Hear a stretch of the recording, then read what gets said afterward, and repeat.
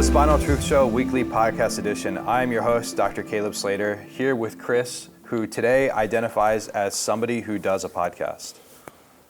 In fact, that is accurate. Thank you. Thank you for labeling me appropriately. There's so much stuff on this table. We're getting more stuff. Yeah. Yeah, we got this little guy. We got that thing. We got pens with our name on them. Wow. So today's podcast is Office Killers. And this is a podcast you've been wanting to do for a while.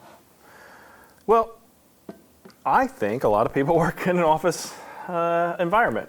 And they're slowly being killed. And they're, honestly, yes. You know what this reminds me of? Do you ever watch The Office? I did watch The Office. There's an episode where Michael Scott, he starts to talk about seasonal depression. Seasonal depression. Seasonal affective disorder. Okay. And he goes, he eventually works himself into being sad. He was pretending at the beginning, and then he actually got there. Yeah. I mean, I did some homework for this episode. Well, let's go. I'm ready. I watched Office Space. And there you go. No. It's the copier. Yeah, TPS, or what was it? TPS reports, right? TPS reports, and yeah, that movie holds up. I'm not even going to lie. Well, Jennifer Aniston. No, so I never really worked in an office. Okay. Obviously, I work at a desk a lot, so similar. It's kind of the same thing. Similar environment. I honestly, I feel like when people say office killers, they're really talking about desk. Yeah, although you have more luxury if you work at home or whatever, because you can get up and walk around. Sometimes you can't do that in an office. You do, but how many people do? You can do a foam roller. You know what I mean? How many people do? Yeah. How many people out there are taking advantage of working from home, and every hour, 2 hours, they get up and they do some movements for their body? Probably not. Not just go to the bathroom, get a snack, but take a 10-minute stroll, grab the mail. No, not really. But it's a good excuse, I guess you could say. Sure, you could say, but it's still the same thing. You're sedentary for 8 to 10 hours, not really moving from one spot, doing the same things over and over and over again, and it's causing a lot of problems. Lots of problems, and there's lots of gimmicks and items that you can be sold on that will Can you think of any? Yeah, so I think the most recent one that's pretty popular is the walking track under your desk. Okay. There's that one. There's obviously standing desks. There's the, of course, all the squishy things that you put under your wrists and stuff. Yeah, those are a little older though, right? Yeah. Yeah, I mean, that was the thing is I have that little squishy thing under my mouse, so I will never get carpal tunnel. Ooh. That's what they say.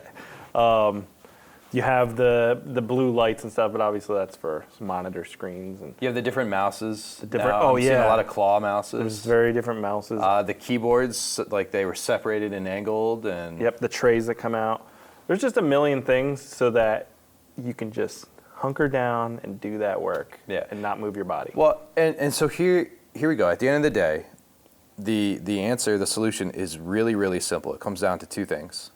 Number one, don't be in the same position, okay? Mm-hmm. You need to change positions. Yeah. And it can be subtle. And we talked about this a little bit on a different podcast where the ideal place for the monitor, the screen, is somewhere the top of the monitor is at eye level, so that way you're looking slightly down. Okay, so you whittled that down to ideal, but the most ideal is that you change that position once in a while. Yeah. Every once in a while, you're looking up for 20, 30 minutes. You're looking down for 20, 30 minutes. You're looking a little left, a little right. Yeah, is there one position that if you had to be in for 8 hours would be the best? Absolutely. But the best position is not being in any of them for too long. So making these subtle changes throughout your day actually is better than any one thing. Do you think the expensive ergonomic chairs and stuff are designed so that you can sit in that one position longer than you would be able to in another chair? But either way, you're still... But it's also a bad thing, yeah. Right? So I have lumbar support in my car, right? Okay. Wow, all right, rub it in our face, okay. Yeah, I mean, leather seats, wow. And if I'm on a long car ride, let's say probably maybe an hour, for some of that car ride, I'll have the lumbar support on. Mm-hmm. For some of that car ride, I'll have it off. Yeah. So lumbar support on, my lower back is stuck in extension, right? Leaned backwards, so to speak. Yeah. lumbar support off, my lower back's down, a little bit of flexion. So guess what? I just move my spine in different directions. And It helps. If you'd like an appointment, go to thespinaltruth.com and schedule today. We offer both in-person and telehealth appointments, and unlike the medical system, we look to the root of your problem. We look to find the cause, the why your problem, your symptoms are there in the first place, and we expect quick improvement. We expect improvement in pain, range of motion, or strength in the first visit, and 50% or more improvement in most conditions within 4 to 5 sessions. So if you're tired of being in pain, if you're tired of the medical system and its approach failing you, and you want something different, go to thespinaltruth.com and schedule today. Now let's get back to the show. But the chairs, the office chairs that you get, they're not like that. They're made to be adjusted and then kept up. Yeah. So for the people that work these jobs, what do you see as like the most common diagnosis that they have, or the most common? I mean, ailments? carpal tunnel is a big one. Okay. Right? Carpal tunnel, headaches, neck pain. Which makes sense because you're like this a lot, Yeah. or you're, yeah. So basically anything that's Shoulder. gonna, basically anything that can be coming from the upper back and neck. And let's just say the upper back, right? The upper back medial elbow pain, Okay. which would be called like golfer's elbow. Posterior shoulder pain. So they'll get diagnosed with like rotator cuff shoulder issues, impingement, stuff like that. Is there something to the fact that they're sitting there like this? Yeah. So again, your arm out. Your upper back is rounded. Your head is forward, so you're putting a lot of pressure. Basically, that like the fulcrum is going to that upper thoracic area, and then you're reaching forward. Okay. And not only that, you're doing this for 8 hours at work. Your commute is, let's say, 30 minutes. So you're in the same position, reaching forward, right, for 30 minutes each way. So it's an hour. You go home, and now you're cooking dinner. Takes another half hour, hour. Now you're sitting to eat dinner. Now you're laying down after dinner or sitting, messing on your phone, reading, or you go to your kids' events, right? And you're sitting on the bleachers looking down at your phone, or maybe you're even watching your kid do their little event, but you're still in that same position. Drive home, get ready for bed, and now you go to bed and you're in that same position. That was the bleakest thing you've ever described, and that's that's normal life for most people. Yeah. Right? I mean, that's your day. Yeah. Your day is, and if you're lucky, or if you work out a little bit that day and you have another something like activity that you're doing, but that's what, an hour and a half of your day, and I would say that's more rare than it is common. So, okay, so take that as the standard template of a lot of people's lives in some way, obviously, give or take some things. But the majority of the time, you're in a similar position. Right. If you added 5 minutes of getting up and walking around every hour, would that make a difference? That would do a lot. A lot. A lot. Yeah. Just simply getting out of that position, engaging other parts of your body. Yeah. I mean, I wouldn't just walk, Okay. but you know what? I'm not going to pick at it, right? Yeah. Like, there's always something that could be better, right? Like optimal, right? And sometimes when we're trying to get, don't let perfection be the enemy of the good, right? So like walking every 5 minutes, 5 minutes. Every 5 minutes. Every 5 minutes, get up and walk. Well, and that was like a Michael Scott thing too. He was like, boy, if you're supposed to like not look at your screen for 10 minutes, you're supposed to get up for 10 minutes, you're supposed to do something else for 10 minutes. It's like 30 minutes, and then somebody's like, you do them all at once. Yeah. Like, Yeah.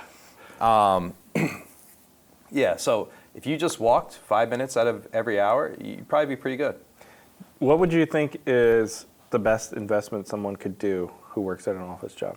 Would it be getting up and walking? Would it be a foam roller that they do? Would it be A what? foam roller is great, but you get a lot of people that they're not going to lay on the floor at work. Sure. Yeah, well, it makes sense. Which- You're in a suit, you're in a dress, whatever. Yeah, like and this- I get it. Like if you have an office that has a little bit of privacy, but at the end of the day, like you're doing something for yourself. I always tell my kids, like when you're doing something, you feel like other people are looking at you, judging you, but for the most part, they're looking at you being like, oh, I should like, why aren't I doing that? Yeah. And but so if you wanted to like whittle it down, right? So you go to the position that you're in often, which we just talked about, right? The short answer is do the opposite. And if you don't have a foam roller and you don't want to do that, it's pretty easy to just arms up overhead, reach back, look up, reach back, there you go. Just do it a couple times. Do that a couple times and then get up, do squats. I think squats are actually probably like a really good global mobility exercise. You get a little bit of strengthening through the quads and glutes. You get some blood flow going, muscle contraction helps blood flow because you're just sitting like. Yeah, I've had that where I am locked in working really hard and I start to feel like my legs. Your legs start to hurt. Yeah. Yeah, or like get cold. Yeah, You see a lot of people at work that their legs are cold and you're like, well, it's not that you have poor circulation. You are not moving. Yeah. Right? So if you put your hands over your head, you looked up, you did that 5 times, maybe even less.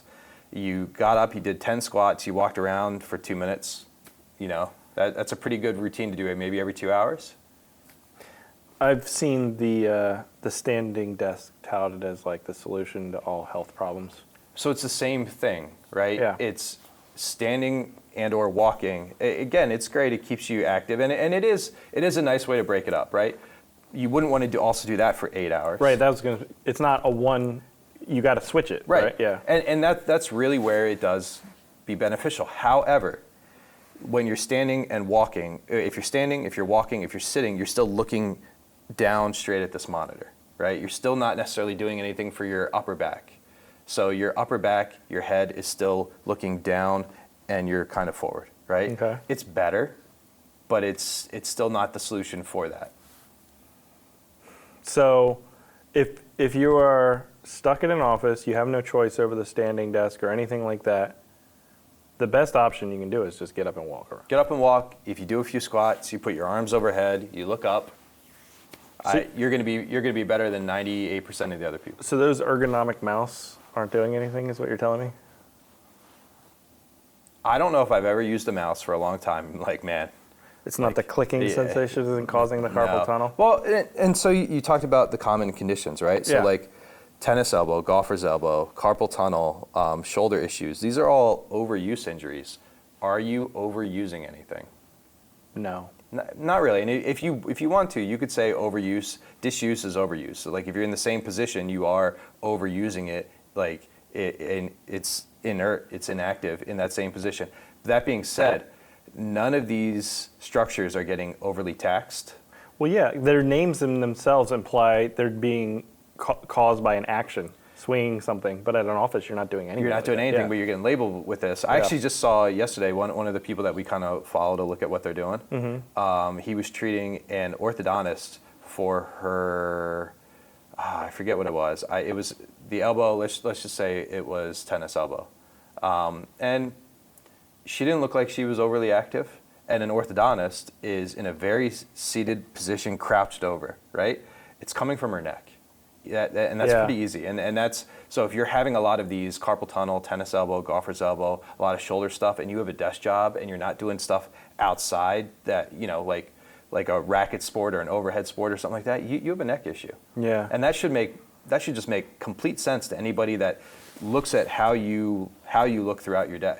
What are you putting more, if you're clicking that mouse, are you putting a ton of pressure on your carpal tunnel? No. Or are you putting more pressure on that median nerve, which is, by the way, the carpal tunnel? Carpal tunnel is the irritation in the median nerve, which starts at your neck.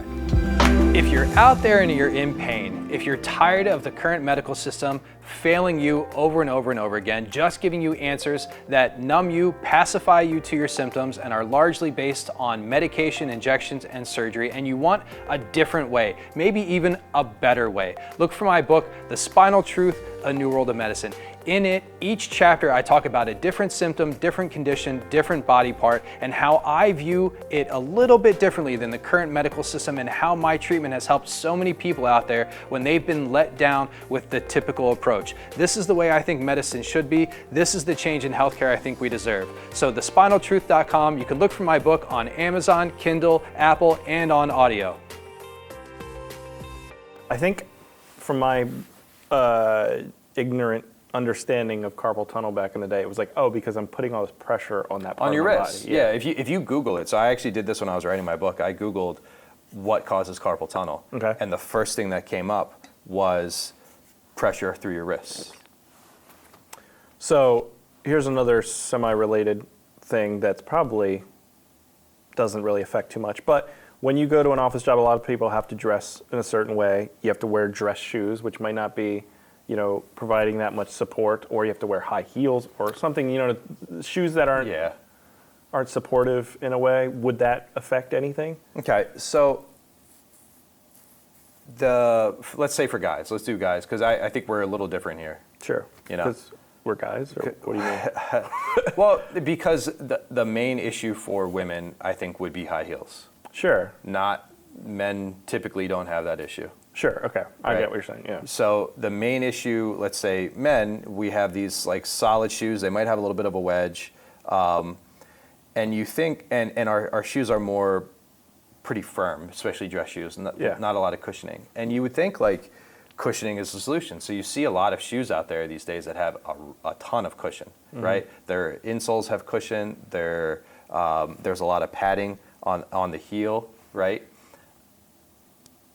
At the end of the day, it sounds like a good thing, but you're actually probably better off more on a firm surface with less support to your foot, which sounds pretty counterintuitive to what a lot of people will tell you, right?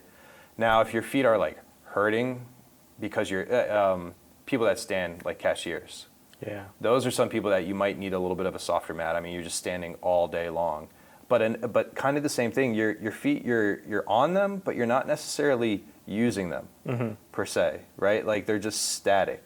You're not getting muscle contraction, and because of that, you know how you just said that if you sit here for a long time, your legs will start to ache? Yeah. Well, it's the same thing for your feet if you're just standing and not contracting them, not using them. They'll start to ache. They become stretched out over time when you put force down through your foot, and that force is you standing on it, right? Your arch collapses a little bit, and the job of the muscles and tendons and ligaments is to hold that arch up. But if you just stay there over time and you're letting your foot kind of relax and you're just standing there, you're putting more and more pressure over time, and eventually it's going to hurt. Yeah, that makes sense. So again, now you're looking at that problem and you're like, all right, well, it makes sense that we just brace it with an insert, with arch support. I need good support. That's a problem because that arch support actually acts like a brace, and it turns your foot off, right? So it's like if you were to put a neck brace on, right? Yeah. Now all of a sudden Yeah. you're not moving as much and you're not using your muscles in varied ranges. So if you had a neck brace on for, let's say, 3 weeks, and you took that neck brace off, what would you expect your neck to be like? Yeah, it'd be weak and Really stiff and weak, yeah. right? Same thing with your foot, right? So if you can picture that with your neck, we should be able to picture this with your foot. So in most cases, arch support, soft padding is actually eventually detrimental. Okay. So in reality, the shoe at the office probably not affecting too much because you're up and down, right? You're standing, walking around a bit, you're sitting. Yeah. It's not like you're standing for 8 hours straight, unless you're at a standing desk, but Yeah, that's so a problem in itself. it's job specific, right? Job specific. So, okay, so we solved, you get to the office, the solution is get up for 5 minutes, walk around every hour or so. Now, what about getting to the office? The actual drive. Some people drive 30 minutes an hour. Is there anything going on there that could be worsening symptoms? Well, hold on, because I don't think we solved the woman's issue. Oh, sure. The high We didn't heel. talk about the high heels. And before we do that, one thing I do like to do if you're sitting at your desk is take your shoes off, and then I kind of I dig my toes into the ground to bend my toes. We have a video of digging I your remember toes that. into the ground. Yeah. Because again, when you walk or you're standing, your foot is flat or extended, but it's never flexed. Gotcha. So if you're just sitting at your desk, you kind of dig your toes in the ground. You can curl your toes on the carpet or on the floor. Yeah. They're moving, muscles contracting. Your foot's moving in a range that it's not typically in. Yeah. That feels really good. Bruce Willis did that in Die Hard after he gets off the airplane. Honestly, So pretty much, he curls his toes. He doesn't dig his toes in, but no, he does that for jet lag. Yeah, and then he fought a bunch of terrorists in Nakatomi And you see Plaza, how he did? and he won. And it was so yeah, makes sense. same thing. So what about the high heels? That one's a little bit tougher because what it does is it shortens your Achilles over time. It puts a Okay. lot of, most of the high heels, they crunch your toes together, so you'll get women that get something called a Morton's neuroma. So it's basically compression irritation of a bundle of nerves that are in your foot, and they're a branch off your sciatic nerve. They're a branch off a nerve, that's a branch off a nerve, that's a branch off the sciatic nerve. So high heels really are not helpful. They're not great, but I always tell people that your foot should be healthy enough and robust enough to tolerate whatever shoe you're going to wear or no shoe. Even if you're wearing it every day for 8 hours plus? Yeah, now you make a little arguments there. Yeah. So again, all right, we talk about if you're doing something over and over and over and over and over again, you have to also do the opposite once in a while. And now for most people, if I said that high heels shortens your Achilles, what's your answer to Extend your Achilles. stretch it, right? Yeah. However, that shortened Achilles, that shortened calf, right? Again, becomes kind of, it doesn't contract as much or much through its full range. Your tissue loses its pliability. So now you have a, for lack of a better term, a dying tissue. If you picture like an old rubber band versus a new rubber band, that old rubber band, little cracks in it, it's brittle. If you stretch it, it doesn't necessarily go back to where you stretched it from. Yeah. Okay? Yep. Kind of the same thing happens with your muscles over time when you don't use them or when you keep them shortened. So before you elongate them, before you try to stretch them, you're actually best contracting them. Okay. Oh, okay. So again, almost kind of the opposite of what you would think. So contract them, get muscle flowing through them, return the tissue pliability, get a little bit of strength through them. Now, especially if you're in high heels 8 hours a day, now you would probably want to stretch a little bit. So what does that exercise kind of look like? It's heel raises. Just simple heel raises, real strong, raise your heels up off the ground, squeeze your calves, really, try to basically get like that cramp contraction through your calf. Okay. Back down. You can even put your foot on something and your heels off so you can go down a little bit lower. Okay. So again, now you're working that muscle in an elongated range as well as a shortened range. Would you do that throughout the day? Probably, but so again, people aren't going to do that, right? Yeah. So there's an optimal solution, then there's a solution that people are going to do, and at the end of the day, the one that's better is the one that people are actually going to do. So if you just said once or twice, that if you were to do that, maybe once throughout your day, and then once when you go home and you take those heels off, okay. All right. So we solved a bunch of things then for people. We solved men and women, foot issues, Foot issues, terrorism. terrorism. Yeah. You guys, I don't know if you realize, but Apple Watch, I know you guys are not wearing them right now, but they have this ring, and if you stand up, they want you to stand up 12 times throughout your day. And if you do, you complete the ring. Yeah. Get like a verification that you did good that day. You see a lot of people on like the ring challenge. Right? Yeah. Yeah. Yeah. So they're incentivizing people to move, but maybe just, I know, like you said, Chris, is it just getting up? And Dr. Slater, you're like, well, there might be a little more to it. You can't even make that better. So Yeah, and I mean, I agree. Like if you get up a few times throughout your day, you do a few movements, Yep.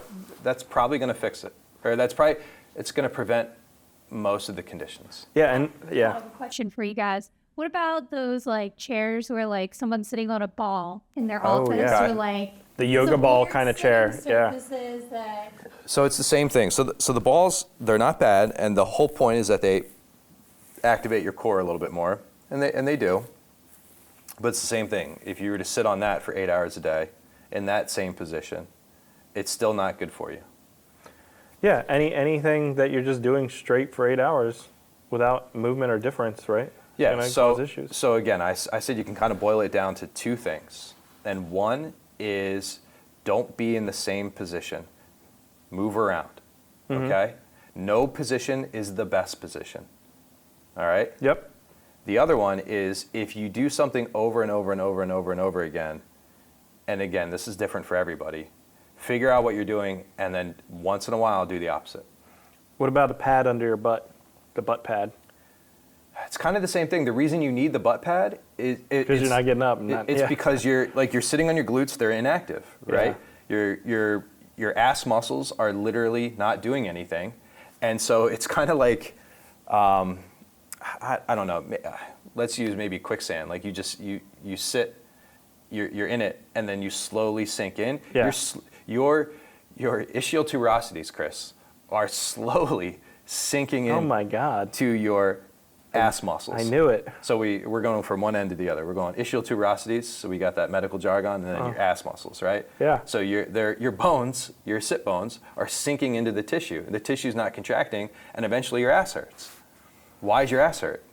It's because you're putting constant pressure over time. You're not using the muscle. You're not promoting blood flow. So it's kind of get up and use your ass. So we fixed work, we fixed terrorism, we fixed ass. Now, what about the car ride? All right. So car ride, one of the biggest issues with people for the car ride is typically, you know what? You make a guess. Sciatic. You nailed it. Nailed it. And I know why, because you're extending your leg out because people are gunning it to get to work because they're excited to start that day. If you have an underlying sciatic issue, which like most people do, right? Yeah. So when you're sitting in your car and your foot's out, specifically if you have like a right-sided issue because you're using your right foot, right? You're in what's called a nerve tension position. So you're putting tension on the nerve. Nerves don't like to have tension. Nerves don't have elasticity to them like muscles do. So when you put tension on them, they get pissed off pretty quickly. So it'd be like bending your finger back and holding it for 30 minutes and letting go. You would know your finger's going to be sore, right? Kind of the same thing with the nerve, but nerve pain, once you turn it on, like if your finger you let go, you make a fist a few times, goes back to normal. You're pretty good, right? Your nerve pain, once you excite it, once you turn that nerve pain on, it's hard to turn it off. Okay. So a solution here is treat your back so that way you don't have this issue. But what you can do is you can put your seat a little bit closer so that way you're taking a little bit of tension off the nerve. A little bit more knee bend will be better for less tension. Than a straighter leg. Gotcha. Yeah. Okay. All right. And I feel like all this stuff is super simple, super easy. It just requires a little bit of discipline to do it throughout your day. But I think it could have like a tremendous impact on a lot of people's. Another thing too with the seat is if not all cars can do this, but if your seat can be a little bit lower to the ground, that flexes your hips a little bit, and that'll actually take a little bit of pressure off that area. Okay. Wow. We solved it. Solved. You don't need the expensive lot of issues. desk. You don't need the walking treadmill. You don't need the yoga pads. ball. Well, and you know what? If you need the pads, you're just treating the symptom, right? Not the underlying cause. And so it's the same thing with the insoles. It's the same thing with the chair pads. It's the same thing with the lumbar support. It's all you're doing is just. And if you do that long enough, won't they become ineffective in a way as well? Yeah, at a certain point, they're not going to, just what you said. So, do your TPS reports. You got to hand those in on time. Go to the Bobs. Go to get some tchotchkes at whatever Fridays. And so let's whittle this down before we sign off. What should you do? If you're sitting, once in a while, reach your arms up overhead, look up, really try to reach back, get the muscles in your back contracting, get your thoracic spine extending. Get up once in a while, walk around, once every 2 hours, you do a little 3 to 5 minute walk. It's decent. Do a few squats. Do about 10 squats. Try to go all the way down to the ground as far as you can. If you do that, take your shoes off if you can. Take your shoes off. Dig your feet into the ground. Occasionally throughout the day. Yeah. Curl your toes. Make basically a fist with your foot as strong as you can. And initially a lot of people out there they'll get a really bad cramp, Charlie horse, because those muscles aren't used to contracting, especially in that range. Yeah. But that shows you that you need to do this. Yeah. Yeah. And then if you're a car ride, put your seat a little bit closer. Maybe drop the seat height just a bit, because that takes some pressure off your low back. Yeah. All this stuff can be done with zero money, anything. Yeah. Just a little bit of time, a little effort. But what about the soul-crushing depression of the 9 to 5 work at the corporate office that's where the lighter comes in handy. My stapler. Have you seen my stapler? Yeah, well, that's the last straw. That's the last straw. I'm going to burn this place down. That's right. What I think of with office killers? What? Die Hard. Well, we did some. That is office killers. That is the literal office killer. We talked about Die Hard on this. Yeah, weren't you here? No. We talked about Die Hard 3 to 4 times. Yeah, we saved. We said we solved terrorism in this episode. Yeah, but on this episode? Boy, I hope our viewers pay more attention. It's all right, Danielle. You can go back and listen. But yeah, no, Die Hard is the one. She messed with our theme. We were ending it with Office Space. I know. Started and ended with Office Sorry Space. about Office Space. That probably is the best. Yeah. It still seems relatable, I think. Yeah, definitely. But yeah, go home, enjoy the life, and then do it all again the next day. Yep. Go sit in that same position. Look down. Lock in, do those. I could not be an accountant. I just couldn't do it. Looking at an Excel graph all day long. But that's what makes the world beautiful, is that everybody's different. So beautiful. So beautiful. All right, that's our episode. Hopefully you answered some questions. Hopefully you paid more attention than some of the people in this room. If you have questions, reach out to us at info@thespinaltruth.com. If you want to set up an appointment or a consultation with me, you can do so at thespinaltruth.com. You can reach out to us on TikTok, Instagram, Facebook. We are on YouTube and Spotify. We are pretty much everywhere. Pretty much everywhere. You got no excuses. All right, see you next week.